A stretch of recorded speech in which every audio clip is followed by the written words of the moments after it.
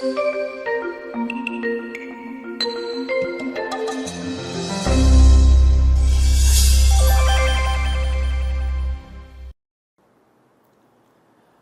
89:14. Righteousness and justice are the foundation of your throne. Love and faithfulness go before you. Pinagsama dito ang napakahalaga na big words, justice and love. The context and purpose of God's justice is this: justice for love of the oppressed, justice against oppressors and oppression, justice against injustice. So God is God of justice. Pero yung word na justice ang laging pangontra ng Pharisaic mentality versus God's love, grace, and mercy that is personified by Jesus. Kaya marami sa Christian world ay lito. Pinapangakuan sila ng God's love, God's forgiveness, grace. Tapos pag nandun na sila sa religious community, ang ipipilit na uli ng mga tao ay justice, meaning the law, the implementation of the law, and the punishments that are carried by the law. Ang pamagat ng pag-aaral natin ngayon, but also justice.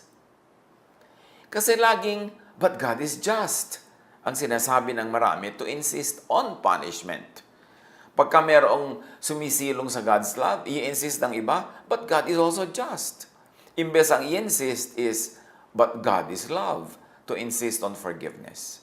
So actually, merong Pharisaic mentality in the church that while we are preaching love at the gate to make people enter, pag nasa loob na, we preach justice.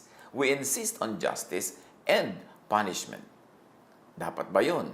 Yun ba ay maka-Jesus? Psalm 136:26. Give thanks to the God of heaven. His love endures forever. Yan ang emphasis sa love over any other virtue. Romans 5:8. Ngunit pinatunayan ng Diyos ang kanyang pag-ibig sa atin nang mamatay si Kristo para sa atin noong tayo'y makasalanan pa.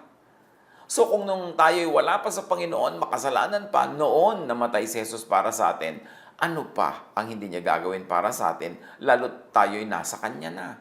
Lalo tayo'y sumilong na sa Kanya, nagpasakop at nagpaligtas na sa Kanya. Ang paiiralin ba niya ay justice or love? 1 John 4:8, whoever does not love does not know God, because God is love. Whoever does not love does not know that God is God of love. Whoever insists on justice and punishment over love and forgiveness and care and goodness and tenderness does not know God. Which means whoever insists on justice, which means punishment, does not know God. Now, Jesus is the personification of God. Kung meron mang pagkakakilala noong unang panahon sa Diyos, yun ay para lang sa panahon na yun. Ngunit ipinakilala na ng Diyos ang tunay niyang pagka-Diyos, ang tunay niyang niloloob, ang tunay niyang pag-ibig sa pamamagitan ni Jesus, hindi sa pamamagitan ng law. Kaya nung dumating si Jesus ay pinalitan na niya, giniba na niya ang law dahil yung law does not fully represent and make God known. Ang ipinapakilala ng law is ang istrikto, mapagparusa, magagaliting Diyos, and while that worked in the context of ancient Israel, well, that was their truth in ancient times, it was no longer the case for them and for all of humanity. That's why God sent forth His Son in the fullness of time to reveal His true nature, and that nature is loving. John 1:18, no one has ever seen God, but the one and only Son has made Him known. Walang nakakita sa Diyos ng lubos, kahit si Moses, kahit sinong propeta, kundi ang anak ng Diyos na si Jesus. Kaisa-isang nakakita, nakakilala sa Diyos sa tunay na paraan, at kaisa-isang nagpakilala sa Diyos sa mga tao sa tunay na paraan. At ang ipinakilala ni Jesus na Diyos sa mga tao ay loving God. Ang ipinakilala ni Jesus na pangunahing niloloob ng Diyos ay love. John 14:6, Jesus answered, I am the way, and the truth and the life. No one comes to the Father except through me, which means no one comes to the Father except through love. No one comes to the Father through justice, through the law. Yun ang pinagkaiba ng tinatawag na Old Covenant sa New Covenant, ng tinatawag na Old Testament sa New Testament, ang pinagkakaiba ng law sa gospel or good news. Yung law, aandar ang justice, kaparusahan ang naghihintay sa tao. Subalit, ang pagpapakilala na yun ng Diyos Ama sa mga tao ay in-upgrade. Ni-level up ni Jesus. Ang ipinakilala na niya ay yung talagang tunay at ganap na niloloob ng Diyos at yun ay pag-ibig. Yun ay grace. Yun ay love. Not justice. If justice would overshadow love. Philippians 2:5-6, nawang yung magkaroon kayo ng kaisipan na tulad ng kay Kristo Jesus. Hindi tulad ng sa mga Pharisees, hindi tulad ng kay Moses, hindi tulad ng mga ibang prophets, tulad ng kay Jesus. Hindi rin tulad ng mga ibang disciples, ng ibang apostles, na kung minsan may mga ginagawang un-Jesus or unloving. So, dapat ang mangyari, the mind of Jesus, not the mindset of the Pharisees. Why? Because Jesus is the revelation of God's love and grace. John 17:26, ipinahayag ko na sa kanila kung sino ka, sabi ni Jesus sa Ama. At patuloy ko itong ipapahayag upang ang pagmamahal mo sa akin ay manatili sa kanila at ako ay manatili rin sa kanila. Sabi ni Jesus, I already told them who you are. I already demonstrated to them how you are. I already gave to them your love. And by telling them about you, by making people know about your love for me will be extended to them. The only way that your love to me, which is eternal, can be extended to the people is when people realize who you are and that you are God of love. Jesus, love is the perfection of God's revelation to humankind. Yes, may revelation ng Diyos noong unang panahon through the law. Yes, may revelation ng Diyos noong unang panahon through mga mahihigpit at papagparusa mga ordinances sa Israel. Sa kanila lang yun. Sila lang ang kausap sa Old Covenant, hindi ang buong mundo. Sila lang ang katipan. Ang mga batas na yon, yung maraming mga kumisang malulupit na parusa, ay para lang sa kanila. At si Jesus ay dumating upang iligtas sila, people under the law, from the law. At upang iligtas sa mga tao who are not under the law, from even becoming and getting into and under the law. Romans 10:4, sapagkat si Kristo ang kaganapan ng kautusan, the culmination of the law, upang ituring na matuwid ng Diyos ang sino mang sumasampalataya sa Kanya. So pag sumasampalataya ka kay Jesus, kahit hindi ka tunay na matuwid, itinuturing kang matuwid. At yung pagturing na yun sa iyo ang mangingibabaw sa lahat ng panahon. Because God's love endures forever. Ephesians 3:18-19, upang inyong lubusang maunawaan kung gaano kalawak, kahaba, kataas at kalalim ang kanyang pag-ibig. At naway maunawaan ninyo ang pag-ibig ni Kristo na hindi kayang abutin ng pag-iisip at sa gayo'y mapuspos kayo ng buong katangian ng Diyos. So kung mababaw lang ang pag-iisip, makitid, hindi maaabot ang kahulugan ng pag-ibig ng Diyos. Ang pag-ibig ng Diyos na ipinahayag sa pamamagitan ni Jesus ay lampas sa kayang maunawaan ng kababawan at ng kakitiran ng isip. So kung ang pangingibabaw ang ating susundin ay kakitiran at kababawan, hindi nga natin maunawaan ang God's love. We will always insist on justice. Lagi nating paparusahan ang hindi nakakasunod sa batas. But take note, the law makes people under the law sinful. Sino lang nagkakasala? Hindi yung under the law. Yung bang mga tao sa ibang bansa, not under Philippine laws, ay nagkakasala sa Philippines kung meron silang ginagawa sa sarili nilang bansa na labag sa Philippine law? No. Kaya dapat mangyari sa boundary ng Pilipinas, sa territory ng Pilipinas, ang isang crime para ito maging under Philippine law. Ganon din ang Jewish law. Ganon din ang law na ibinigay kay Moses para sa mga sinaunang Israelita. Yun ay para sa kanila, sila lang ang under this law. So sila ang nagkakasala when they break the law. Tapos ang ginawa ng mga iba, pati yung mga hindi Jews, ginawang Jewish ang pananampalataya under the misnomer Christianity. Kaya tuloy na damay ang mga hindi Hudyo sa mga batas na ibinigay para lang sa mga Hudyo. Romans 5:13, ngunit kung walang kautusan, ang kasalanan ay hindi itinuturing na kasalanan. So, yung kautusan para lang sa ancient Israelites yan. Kung bakit idinamay ng mga early Christians, yung mga Gentiles, at pinilit silang pasunurin din under the law, dumami tuloy ang magiging paglabag at kaparusahan na hindi naman dapat dahil kung hindi ka under the law, you are not going to be judged under the law. Romans 2:12, all who sin under the law will be judged by the law. So bakit ka sasali sa law na yan kung hindi ka naman ancient Israelite? We must take note that the law condemns. So bakit ka sasali doon? Para ka makondemn. Romans 3:20, walang taong mapapawalang sala sa paningin ng Diyos sa pamamagitan ng pagsunod sa kautusan. Sapagkat ang ginagawa ng kautusan ay ipaalam sa tao na siya'y nagkasala. So yung mga Israelites, hindi kailanman sila mapapawalang sala dahil ang ginagawa ng kautusan na para sa kanila at sila ay under ng kautusan na yon, ang ginagawa nun ay ipaalam lang sa kanila na sila ay makasalanan, na sila ay usigin at sila ay mag-usigan sa isa't isa. Galatians 2:16, gayunman, alam naming ang tao ay pinawawalang sala sa pamamagitan ng pananampalataya kay Jesucristo at hindi sa pamamagitan ng pagsunod sa kautusan. Sapagkat walang taong pinapawalang sala sa pamamagitan ng pagsunod sa kautusan.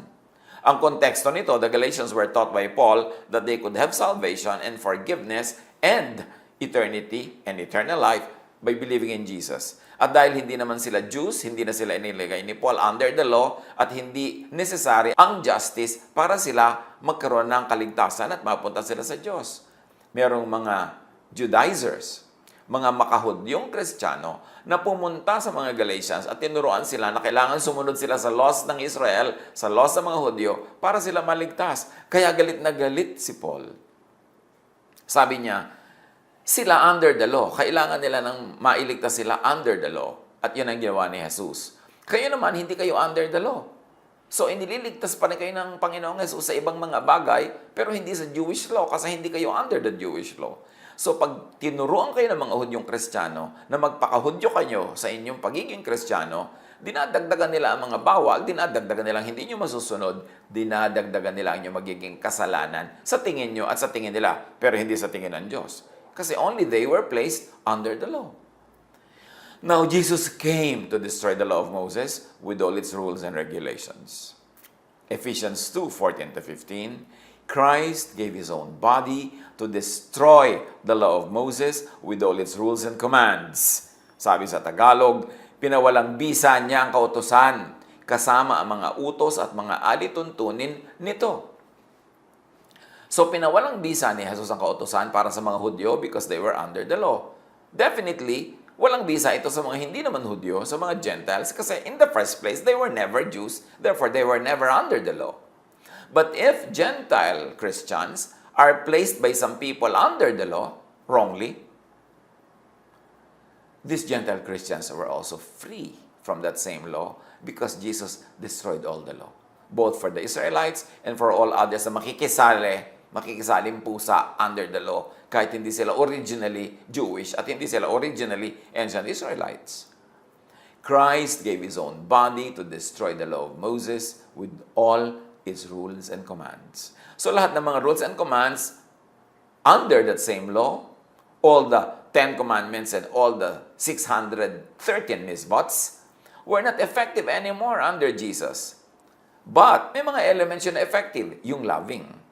Yung pagdumaan sa Jesus filter ay papasa, effective pa syempre yun. At marami namang rules and laws ang ancient Israel na loving din, very loving. So yun, pasa, tuloy yun. Ang hindi lang tutuloy, yung mga anti-love, yung anti-Jesus. So Jesus saves from the law. Jesus saves from what many people call justice. Na ibig sabihin nila, parusahan ang hindi nakakasunod sa law. 1 Peter 2:24, sa kanyang pagkamatay sa krus, pinasan niya ang ating mga kasalanan upang tayo'y mamatay na sa kasalanan at mamuhay ng ayon sa kalooban ng Diyos. Sa pamamagitan ng kanyang mga sugat, tayo'y pinagaling.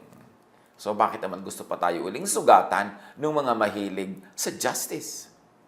Romans 7:6, "But now, by dying to what once bound us, we have been released from the law, so that we serve in the new way of the Spirit and not in the old way of the written code." And the new way of the Spirit is love, forgiveness, and grace. So bakit pa tayo papatawan ng mga parusang ipinapataw, kakambal ng law? Bakit papairalin sa atin yung law at yung mga parusang kakambal nun, samantalang hindi na tayo doon naglilingkod sa Diyos, kundi sa lilim, sa ilalim, sa kapangyarihan ng Spirit, which is love. Ngunit malaya na tayo, sabi sa Tagalog. Malaya na tayo ngayon mula sa kautusan. Kaya tayo ay naglilingkod sa Diyos, hindi ayon sa lumang batas na nakasulat, kundi ayon sa bagong buhay ng Espiritu. Tapos ngayon, lagi mo akong labasahan ng nakasulat na batas. Babasahan mo na ako ng bersikulo. Babasahan mo na ako ng kapitulo. Nasa lumang batas yun na nakasulat. Papairalin mo pa sa akin ngayon uli. Paparusahan mo na naman ako under those regulations para namang hindi nangyari si Jesus.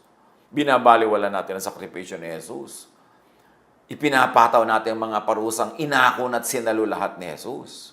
John 5:24, "Very truly I tell you, whoever hears my word and believes him who sent me has eternal life and will not be judged, but has crossed over from death to life." So, hindi na ako i-judge dahil naniniwala ako kay Jesus. Tapos i-judge mo na naman ako ngayon. Anong ginagawa mo pag ganyan? Di ba kinukontra mo ang work ni Jesus? Jesus saves from the power of the law to condemn. Romans 8:1, "Therefore, there is now no condemnation for those who are in Christ Jesus. So now, why will you condemn others according to the written law, which was already destroyed by Jesus and replaced with love?" Jesus saved from the power of the law to punish with outward punishment. Dalawa kasi ang punishment, isa outward, isa inward. But Jesus saved from the outward punishment. Yung mga palo, yung mga ikukulong ka, yung mga babatuhin ka hanggang mamatay. Romans 8:34, "Sino ang hahatol upang sila'y parusahan? Si Kristo Jesus ba na namatay? Ngunit higit sa lahat ay muling binuhay at ngayon ay nasa kanan ng Diyos upang mamagitan para sa atin." So sabi, sino ang hahatol? Si Jesus na namatay at nabuhay na muli at ngayon ay ating tagapagtanggol sa harap ng Ama. Siya ba ang hahatol? Definitely not. And definitely not the Father who sent Him precisely para ipakilala ang tunay niyang niloloob para sa atin. Yun ay ibigin tayo, mahalin at tanggapin. John 5:45, "Huwag niyong isipin na ako ang magsasakdal laban sa inyo sa harapan ng Ama. No, no, no, no. Si Moses na inaasahan ninyo at ang kanyang law ang siyang maghaharap ng paratang laban sa inyo. Defender niyo ako, ang aking love. Ang accuser niyo si Moses, ang kanyang law." So bakit ipipilit ng mga nagsasabing sila ay Kristiyano? Jesus saved from the power of the law to punish with inner or internal torture, like guilt and fear. May parusa kasi ang law yung sa labas binabato ka hanggang mamatay o kinukulong ka at sa kalooban mo naman yung pinapagilty ka, tinatakot ka ng kaparusahan. 1 John 4:18, "Walang kasamang takot ang pag-ibig at pinapawi ng ganap na pag-ibig ang anumang takot.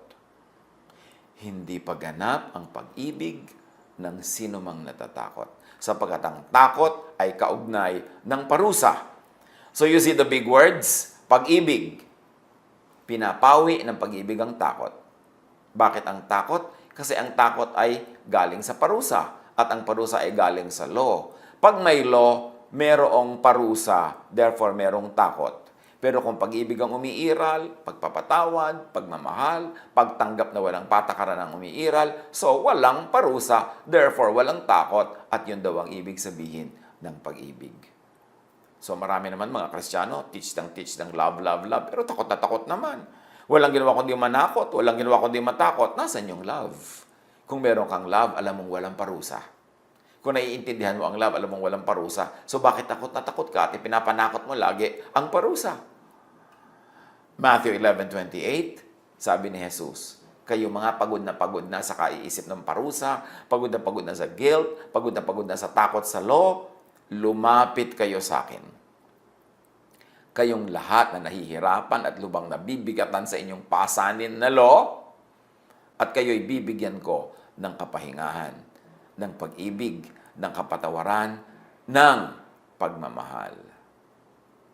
There can be no rest with the prospect of justice and punishment. Kung talagang love, love na lang. Kung talagang law, law na lang.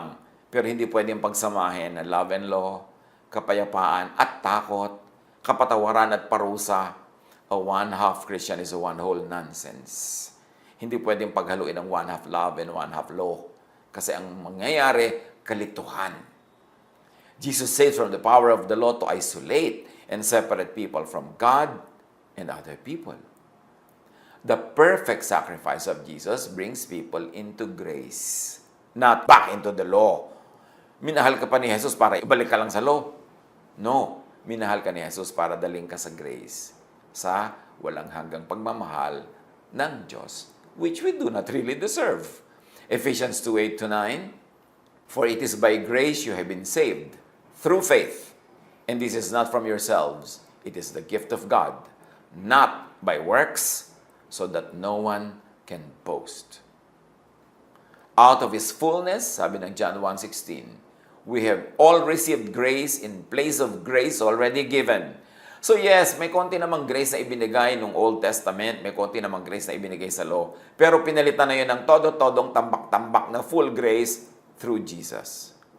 The perfect sacrifice of Jesus brings people into forgiveness, not into punishment.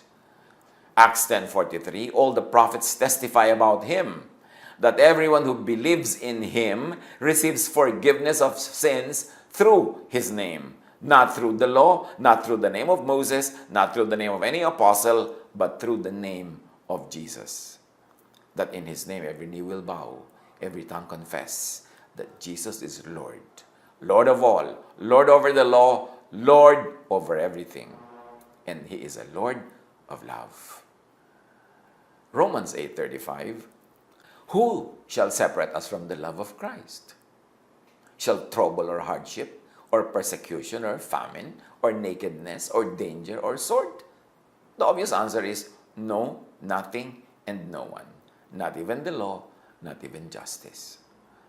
The perfect sacrifice of Jesus brings people into perfection, into sinlessness.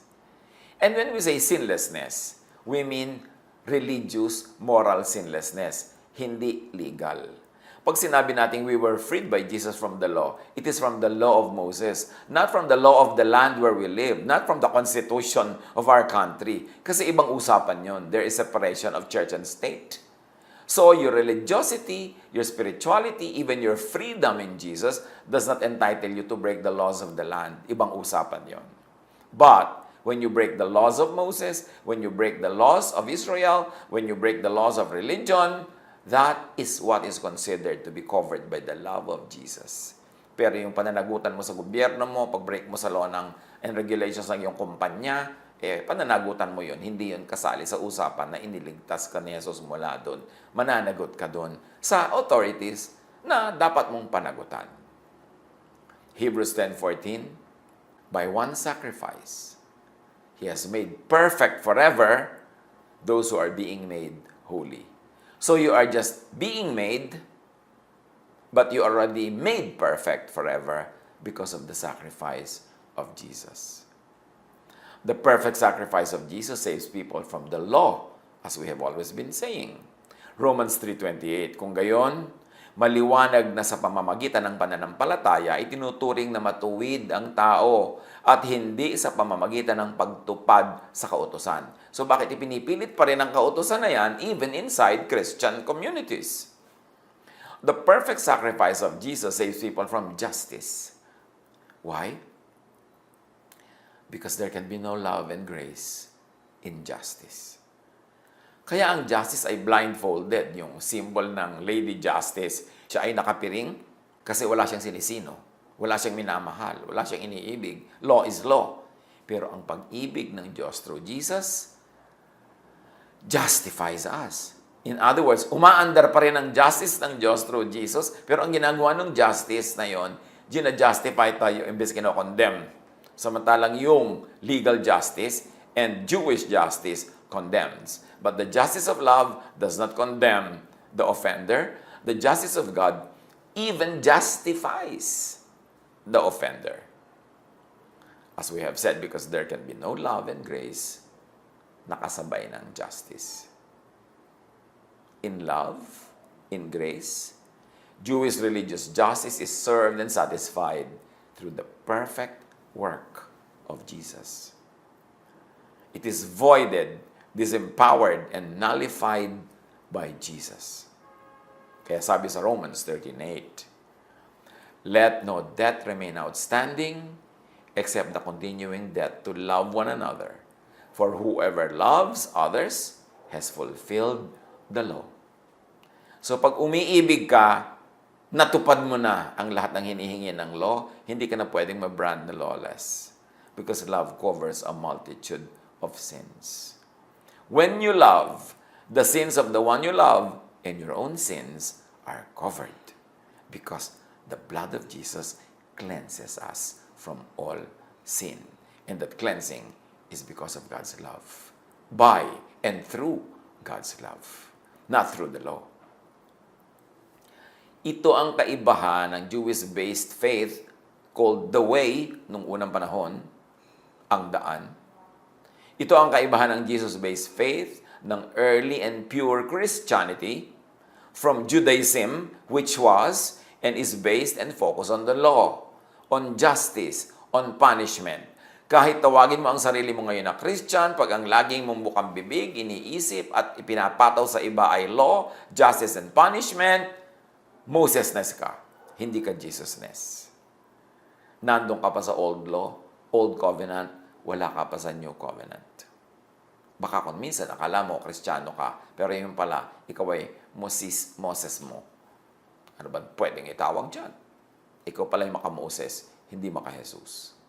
Acts 15:1. May dumating doon na ilang taong mula sa Judea, ito ay mga Christian Jews, at nagturo sa mga kapatid na mga hindi Jews, kapag hindi kayo nagpatuli ayon sa kaugaliang itinuro ni Moises, hindi kayo maliligtas. Can you imagine?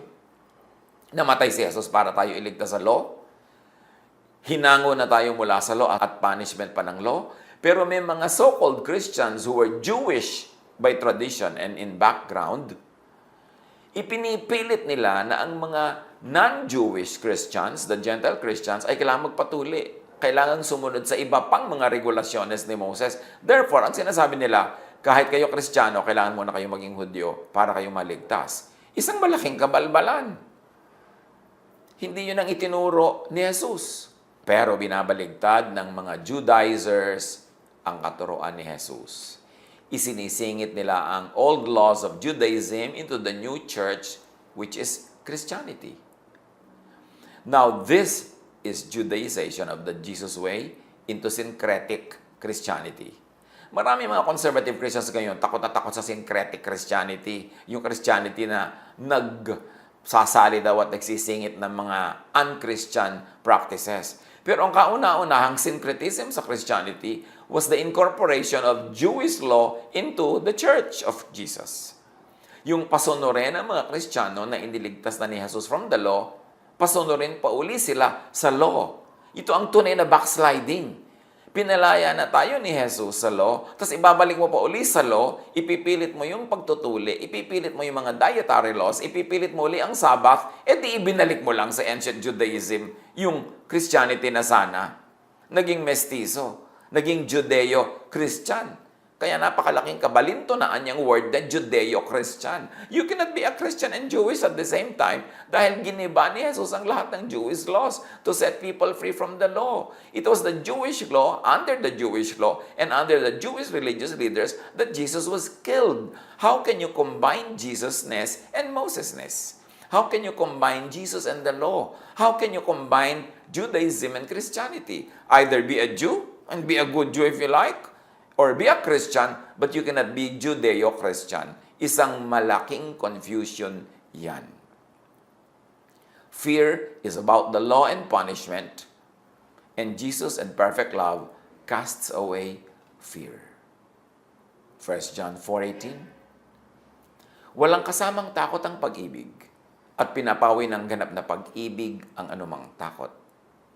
Hindi paganap ang pag-ibig ng sino mang natatakot o nananakot, may I add, sapagkat ang takot ay kaugnay ng parusa. There is no fear in love, in Jesus, in grace. Because love, Jesus, grace, destroys the law. Sets people free from the law. Sets free from the Jewish religious justice. So bakit mo i-impose ang Jewish religious justice based on the Jewish law sa Christians? Hebrews 10:14, for by one sacrifice, He has made perfect forever those who are being made holy. Those who insist on justice, despite Jesus, post-Jesus, actually nullify, oppose the work of Jesus. Pagka ipinipilit mo ang justice above love, punishment above forgiveness, kinokontra mo si Jesus. This is the work of the wolf in sheep's clothing. Hindi tunay na sheep, kundi wolf. Romans 8:2, because through Christ Jesus, the law of the Spirit who gives life, has set you free from the law of sin and death. So pag ibinalik mo yung law, sin and death uli yun, punishment uli yun, sinasayang mo ang sakripisyo ni Jesus. Insisting on the law, justice, punishment is anti-grace, anti-love, anti-Jesus. Galatians 2:21.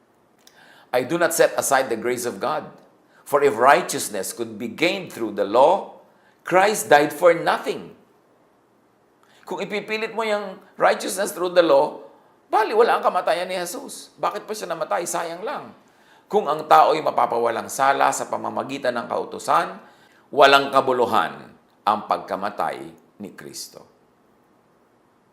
Insisting on the law, justice, and punishment goes away from salvation and invites a curse. Pag ipinilit mo ang law, nag-aantay ka, nag-aabang, nag-aanyaya ng sumpa. Galatians 3:10, for all who rely on works of the law are under a curse. As it is written, cursed is everyone who does not continue to do everything written in the book of the law.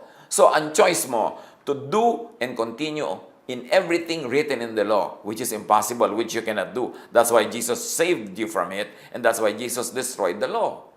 Ang lahat ng nagtitiwala sa pagsunod sa kautusan ay nasa ilalim ng isang sumpa, sapagkat nasusulat, sumpain ang hindi sumusunod sa lahat ng nakasulat sa aklat ng kautusan. Now, ang itinuturo dito ay hindi, therefore, sundin mo ang lahat ng itinuturo sa kautusan kung hindi susumpain ka, kundi, pag pinili mo to be under the law, pinipili mong malagay under a curse. Ipinilalagay mo sa sumpa ang iyong sarili kasi the law is a curse. And those who cannot obey it are cursed. So why place yourself under it? Galatians 3:11, clearly, no one who relies on the law is justified before God, because the righteous will live by faith, not by works. Galatians 3:13, Christ redeemed us from the curse of the law. Tinubos tayo ni Kristo mula sa sumpa ng kautusan. At sino mang gustong bumalik dyan, the dog returns to its own vomit. Bumabalik sa isinuka na ang isang aso. At gano'n ang isinuka na yung law, tinanggap na ang grace, tapos bumabalik sa law, kinakain mo uli yung suka mo. Hebrews 6:4-7, it is impossible for those who have once been enlightened, naturuan na ng kaliwanagan ni Jesus, who have tasted the heavenly gift, nabigyan na ng pag-ibig ng Diyos at ng Espiritu, who have shared in the Holy Spirit, tumanggap na sa Espiritu nung tinanggap si Jesus, it is impossible for those who have once been enlightened, who have tasted the heavenly gift, who have shared in the Holy Spirit, who have tasted the goodness of the Word of God through Jesus, and the powers of the coming age, and who have fallen away, to be brought back to repentance. To their loss, they are crucifying the Son of God all over again and subjecting Him to public disgrace. Pagka daw natanggap mo na si Jesus, naniwala ka na sa grace, tinanggap mo na yung love, napalaya ka na mula sa law, tapos bumalik ka pa sa law, itinanggi mo pa at itinakwil yung paniniwala mo sa grace, ipinilit mo uli yung law, wala na daw natitirang kaligtasan para sa'yo kasi tinanggihan mo na yung kaisa-isang bukod tanging paraan na maligtas, and that is to be free from the law. If you return to the law, you return to slavery, you return to the curse, wala ka nang inaantay na magliligtas pa uli sa'yo. Kundi, kung gusto mo uling, ipako si Jesus at patayin para iligtas ka niya again. Which of course will not happen. Kaya napakalaking kalugihan na ibalik ang sarili under the law if you're already under grace. So may mga nagsasabi, lagi, but also justice. Ipipilit nila, God is the God of love, but God is also God of justice. So, ang ibig sabihin nun, well, God is not really God of love. Ang dapat nating ipilit is God of justice. Therefore, dapat tayo magparusahan sa isa't isa at bumalik tayo under the curse of the law. But no, Jesus does not judge. Jesus only loves. His kingdom and His righteousness, and all these things will be given to you as well. At dito nagkakaroon ng napakaraming pagkakaiba-iba ng pagbasa, ng interpretation, hanggang sa application. Ano ba yung kingdom ng Diyos na ipinapahanap sa atin ni Jesus para daw hindi tayo mag-alala? Yun daw unahin natin, yung kingdom at yung righteousness. At pag inuna daw natin yung kingdom, yung mga pinag-aalalahan na natin, iniisip, we no worry about, ay mapapasa atin din. Or yung bunga ng pagkakaroon ng mga bagay na yon na iniisip natin, mapapasa atin din. Which is peace, contentment, happiness, joy, pleasure, etc. So sabi niya, seek first His kingdom. At itong seek first His kingdom na ito, nag-e-echo, umaalingaw-ngaw sa itunuro ni Jesus na prayer or how to pray or what to pray for. Sabi niya sa Matthew 6:10 na bahagi ng tinatawag nating Lord's Prayer, ang prayer daw dapat should say to God, Your kingdom come. Your will be done on earth as it is in heaven. So yung kingdom na pinag-uusapan dito, hindi yung kingdom na gusto ng maraming puntahan at maganda namang ibigin na puntahan yan. Pero ito yung pinag-uusapan sa Lord's Prayer, yung kingdom na pupunta sa atin. Sabi ng Tagalog prayer, mapasa amin ang kaharian mo. Sumaamin ang kaharian mo. Sumapit sa amin ang kaharian mo. Therefore, if that happens, your will be done on earth as it is in heaven. Masunod ang loob mo dito sa lupa, gaya ng nasa langit. Now, sa Luke 17:20-21, meron ding discussion si Jesus tungkol sa kingdom of God. Once, on being asked by the Pharisees when the kingdom of God would come, Jesus replied, "The coming of the kingdom of God is not something that can be observed, nor will people say, 'Here it is,' or 'There it is,' because the kingdom of God is within you, is in you, is in your midst." Tinatanong siya ng mga Pharisees kung kailan daw darating ang kaharian ng Diyos. At sinabi ni Jesus, aba, ang pagdating ng kaharian ng Diyos ay hindi isang bagay na nakikita ng mata, nasusukat. Sabi niya, hindi pwedeng sabihin, eto, o hayun. Sabi niya, kasi invisible ang kingdom of God. It is in you. It is within you. In other words, the kingdom of God that Jesus is talking about here is that reign of God in people's minds and hearts. The kingdom of God within the mind and in the heart. The kingdom of God in thought and feelings. Na pag nagpagharian tayo ng Diyos, pag dumating sa atin ang kaharian ng Diyos, yon ay tumatagos, tumatalab, nakikita sa ating iniisip at nararamdaman. Hindi ibig sabihin na wala na yung isang kingdom na gustong puntahan ng mga tao pagka sila sa makabilang buhay. No. Pero ang tinutukoy dito is this kind of kingdom that should come. The kingdom that is within us. The kingdom na laging sinasabi ni Jesus at nire-refer din ni John the Baptist that the kingdom of God is near. The kingdom of God, in fact, has come. It is the reign of God in people's hearts and minds na ang resulta, rest, peace, love, tranquility, calm. Yung ganong mga feelings that are very positive and very beautiful. So sabi ni Jesus, the cure to such worry is faith in God. The cure to worry about things, about what you have, about your health, about your body, about what you will eat, what you will wear, the cure is faith in God. Is in having the kingdom of God within. Not in having what one wants, but in having godly thoughts and values. Yun ang kingdom of God. At pag nangyari yon, na ang pag-iisip ng Diyos ang takbo ng ating isip, ang kanyang nararamdaman ng ating nararamdaman din, ang pag-ibig niya ay naging pag-ibig natin, ang karunungan niya ay naging karunungan natin, magkakaroon tayo ng kapayapaan. Maghahari sa atin ang Diyos, mapapasa atin ang kaharian ng Diyos. At ang bunga nun, daig mo pa ang natanggap ang lahat ng wino-worry about. Daig mo pa na nandyan na sa bahay mo, nasa bulsa mo na lahat ng inaalala mong dapat ay kailangan, dapat ay magkaroon, dapat ay maging sayo. Daig pa yon. Kasi ang bunga ay kapayapaan, kapahingahan, katahimikan. At hindi naman malayong bunga rin na magkaroon ka ng mga bagay na yun na kailangan mo. Dahil siyempre kung nabubuhay ka ayon sa pag-iisip ng Diyos, ayon sa kalooban ng Diyos, gagawin mo ang tama. Magtatanim ka para ka umani at ikaw ay aani ng mabubuti sa mabuti mong itinatanim.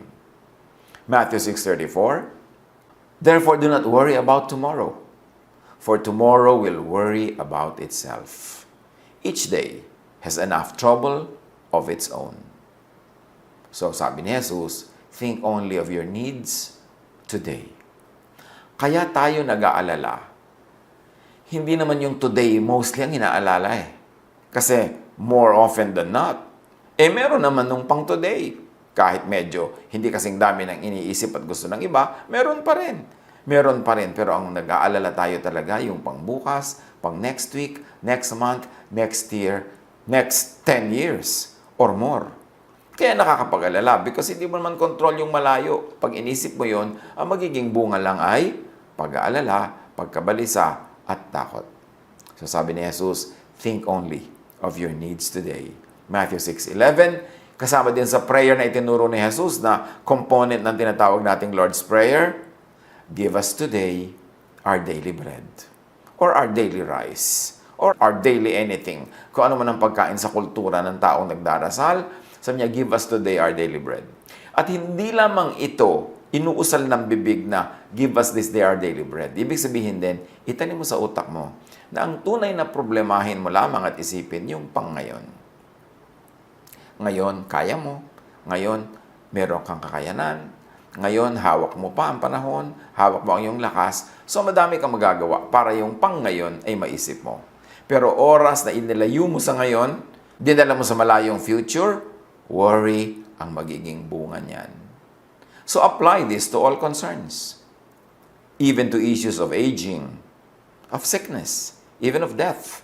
Kaya marami mga tao nag-aalala kasi iniisip nila yung malayo pa, paano kaya pagtanda ko? Hindi mo nga sure kung tatanda ka o baka mamaya kunin ka na ng Panginoon at a young age, di ba? So bakit mag-aalala ka sobra nung malayo pa? Useless. Cross the bridge when you get there. Even of sickness, even of death. All of these are components of life. Ang mahalaga lang, di ba, during our lifetime, we minimize pain, we maximize pleasure, and we do the most good. And when the Lord calls you, go and meet your Maker. Hindi rin yan dapat problemahin. Nasa kamay yan ng Panginoon. So ang teaching ni Jesus, do not worry about tomorrow. Which really means, do not worry about what is beyond today. The faraway future. Your needs tomorrow. Why not? Because worrying doesn't help. Worrying brings fear. And fear brings hell into one's heart, tulad ng makikita natin sa ating illustration. If heaven is in the heart and mind, if the kingdom of God is within in the heart and mind, yung hell din can be in the heart and mind.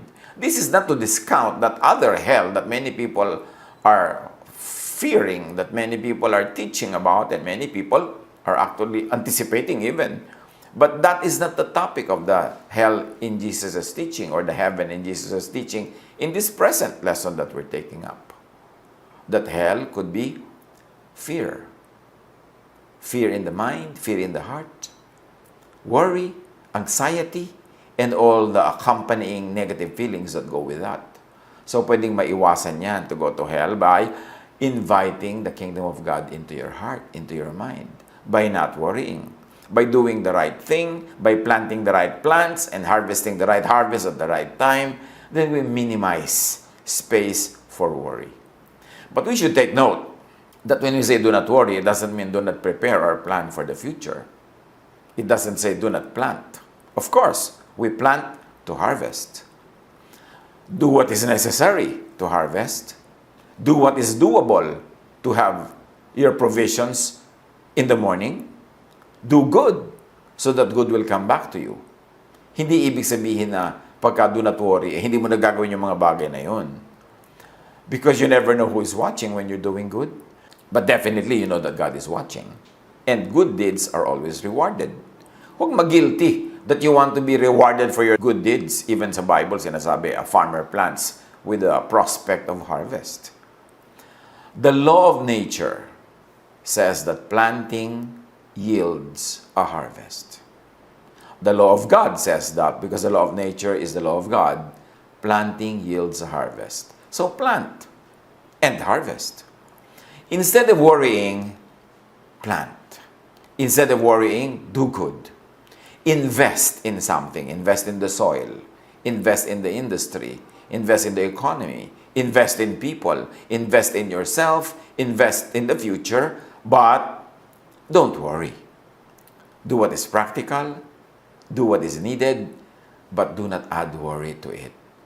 2 Corinthians 9:6.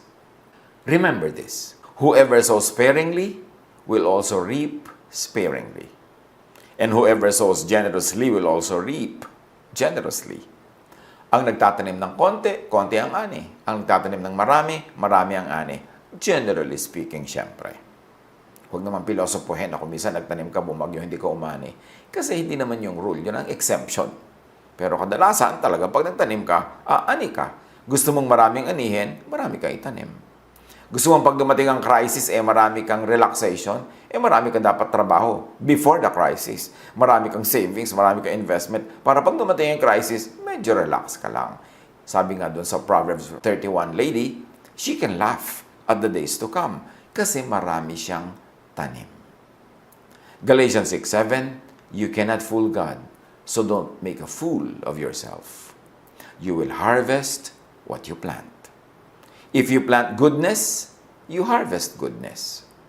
If they plant ingratitude, they will harvest its fruit. So kung anong tanim, siyang ani. Sa halip na mag-alala tungkol sa kinabukasan, magtanim. Sa halip na mag-alala tungkol sa iyong health kinabukasan, magtanim ka ng lahat possible things to do to maximize your health. Ngayon, sa kabila ng ginalawa mo, itinanim mo lahat-lahat, nagkaroon ka pa rin ng karamdaman, pasalamat ka dahil siguro kung wala kang ginawang tama, baka mas maaga kang nagkaroon ng karamdaman. Huwag mo sabihin, sayang naman yung ginawa ko, nagkaroon din pala ako ng karamdaman. Sayang naman yung pagtatanim ko, kakapusin din pala ako. Walang sayang na mabuting gawa. Kasi haharvestin mo yung tanim mo. Kaya nga siguro, ang tagal bago ka kinapos, dahil marami kang tanim. So, huwag mo panghihinayangan ng pagtatanim. Huwag ka manghihinayang na may ginawa ka mabuti. Kasi laging may result yon kahit invisible to the naked eye. So, magtanim. But after planting, do not overthink. Just take care of the plant. That should be enough. Nakakita ka na ba na nagtanim, tapos kinabukasan, hinuhukay-hukay niya yung buto para tingnan niya kung nagkakaroon na ba ng ugat, tumutubo na ba yung dahon, masisira yung tanim mo. Do not overthink. Just do good and take care of your plant. Ecclesiastes 11:6. Sow your seed in the morning, and at evening let your hands be not idle. For you do not know which will succeed, whether this or that, or whether both will do equally well. Meron na namang katuruan dito sa Solomon sa atin kung paano malilesen ang ating worry. Nagwa-worry tayo, aling kayang hanap buhay ko ang kikita, aling puhunan ko ang tutubo, aling negosyo ko ang lalago. Sabi niya, mabuti pa, umagang-umaga pa, magtanim ka na para may nagawa ka na maaga pa lang. At pagka dumadating ng hapon o gabi, huwag ka nang sobrang magpahinga agad ng ang aga-aga. Huwag kang magpatamad-tamad dyan. Meron ka pa dapat gawin with your hands. Meron ka pa dapat sideline. Meron ka pa dapat ibang main line. Meron ka pang ibang dapat nagagawin. Kasi hindi mo alam kung alin sa mga tanim mo ang pagpapalain, alin ang lalago, alin ang magdadala ng bunga. So, hindi mo alam kung itinanim mo kaninang umaga ay mamumunga. So, magtanim ka pa ng iba sa tanghali, iba sa hapon. May gawin ka pa dapat na iba. Pero, don't worry. Just do the maximum good. Kasi, dumadami ang iyong potential na humarvest also ng what is good. Just do not worry. Do not overthink. Ecclesiastes 11:4. Whoever watches the wind will not plant. Whoever looks at the clouds will not reap. Pagka daw lagi kang matatakutin, iniisip mo yung hangin, iniisip mo yung ulap, yung ulan, yung panahon, yung klima, lahat, yung trend ng market, ng prices, hindi ka na magtatanim, hindi ka na mag-i-invest, matatakot ka lang, wala kang gagawing mabuti. Sasabihin ko nun, huwag kang masyadong mag-alala sa mga ganyan. Of course, use your common sense. Kung sobrang bagyong-bagyo today, di huwag ka ngayon magtanim. Bukas o sa makalawa, pag gumanda-ganda na ang takbo ng panahon. Pero hindi ibig sabihin na kada ihip ng hangin, kada sikat ng araw, at kada galaw ng buwan, matatakot ka. Kasi pag ganon, wala ka nang gagawin sa buhay. Matthew 6:27, ano daw, napapala na nag-aalala? Sabi ni Jesus, can any one of you, by worrying, add a single hour to your life? Wala naman nga daw eh. Sa pag-aalala ba, kaya mong dagdagan kahit isang oras ang buhay mo? No. Nasa kamay yan ng nagbigay. Kung hindi mo nun pinroblema kung kailan ipapanganak, huwag mo rin problemahin kung kailan ka kukuhanin ng Panginoon at sasakabilang buhay. Both are in the hands of your Maker, of God, our Creator. Then, what can we do? Obviously, sa mga pinag-aaralan natin kanina pa, to lessen our worries, save. Dapat ang tao marunong mag-impok. Kung meron tayong tinanggap na pagpapala na higit sa pangangailangan natin today, dapat yon partly itabi as savings and partly ibigay sa mga karapat-dapat bigyan na nangangailangan, mga kapuspalad. Give them to the needy, to the weak and the poor, and give them to the deserving. Kaya sobra yon. Hindi para lamang sa'yo. Meron kang dapat i-save para sa future mo at meron ka rin dapat i-share. Save. Dapat ang tao marunong mag-save. Lagi nga nating sinasabi, kung kaya, mag-save ng mag-save, yung computein mo kung magkano ang kailangan mong gastos para mabuhay. Halimbawa, hindi ka bigla nakapagtrabaho ng 6 na buwan, 1 taon, 2 taon, for whatever reason. Tulad ng nangyari, nagkaroon ng lockdown, nagkaroon ng quarantine. So, may mga taong nawala ng mga opportunity to work. Kung nung panahon na sila ay kumikita ng sobra, ang pinag-uusapan natin yung mga kumita ng sobra, hindi yung kulang lagi araw-araw kasi siyempre hindi naman sila pwede mag-save kung kulang. Pero yung nakaranas na sumobra naman ang kinita tapos hindi nag-save, ngayon, kitang-kita mo ang kahalagahan ng savings. Para mga langgam na pag tag-araw, pag tag-ani, they work triple time para mag-ipon ng mga makakain sa kanilang mga bahay, kanilang mga lungga, para pag dumating ang tag-ulan, malaki ang baha, hindi nila kayang tawirin ang baha dahil ang liit-liit nila. So, nando lang sila nananahimik sa bahay nila kasi meron silang kakainin. Yun ang kahalagahan ng may savings. Kung sakasakali, huwag naman sana na nadaanan tayo ng very challenging times na ito na walang savings at talagang nakaranas tayo ng challenges, next time around, if the Lord gives us another chance, kailangan mag-save tayo pag meron tayong extra income. Then, of course, conserve. It is important to conserve. Save and conserve. Kasi hindi mo alam kung kailan darating yung panahon na kapos, kulang, o hindi ka makalabas para magtrabaho. At sabi ni Jesus sa Matthew 6:33, yung sa pagwawakas nga ng kanyang katuroan tungkol sa do not worry, seek first His kingdom, meaning His thought, And His righteousness, meaning His deeds and works, like planting, doing good, and all these things will be given to you as well. Pag inuna mo na sumunod yung isip mo sa isip ng Diyos, sumunod ang katawan mo sa mga trabaho ng Diyos, mga trabaho ni Jesus, lahat daw ng pinag-aalala at iniisip natin, automatically will be given to us. Ang pagtatamasa natin ng mabubuting bagay, naging mga magaganda at masasarap na bagay, ay bunga lamang ng kaluguran ng Diyos sa ating pagsunod sa Kanya at sa pagbibigay natin ng isip at puso natin sa Kanya upang siyang manahan doon, upang siya ang maghari, para tayo maging kaharian ng Diyos, Kingdom of God. That kingdom is not up there in the clouds. That kingdom is within us. Thinking, doing, working, all mean prayer. And God answers prayer. So pag ang isip mo ay nasa production, ang katawan mo ay nasa production, nagpe-pray ka nun kahit walang inuusal ang iyong bibig. Because thinking and doing and working are all forms of prayer. And God answers prayer. So when you think production, when you do production, when you think well, when you do well, you will harvest well. Because you're always praying. Pag tama, pag godly ang isip at gawa, there is no need to, and there is no room for worry. So punuin natin ang ating isip ng tamang thoughts. Let our hands be busy with mga tamang gawa. Let our feet be busy sa mga tamang dapat puntahan at panindigan. At pagka ganon, hindi natin kailangan mag-alala. Kasi Diyos na ang magbibigay ng automatic na result ng ginagawa nating tama at mabuti. Kung ginawa ito noon, mga tamang pag-iisip, dapat may harvest na ngayon. Kung walang harvest ngayon, at nawa meron, pero kung sakasakaling wala, ibig sabihin hindi ito ginawa noon. So pwede pang gawin. May pag-asa pa. The blessings of God is new every morning, at may hope tayo every morning, every hour, every minute. Gawin na ngayon ang tama para umani bukas. Huwag magsayang ng oras sa pag-aalala, sa takot. Ubusin ang oras sa pag-iisip ng tama at mabuti, ng maganda, ng kapakipakinabang, to produce, to plant, to do good, and the harvest will be automatic. I-apply natin ito sa ating buhay. Iba't ibang aspeto ng buhay, iba't ibang hanap buhay, iba't ibang pamamaraan ng pamumuhay.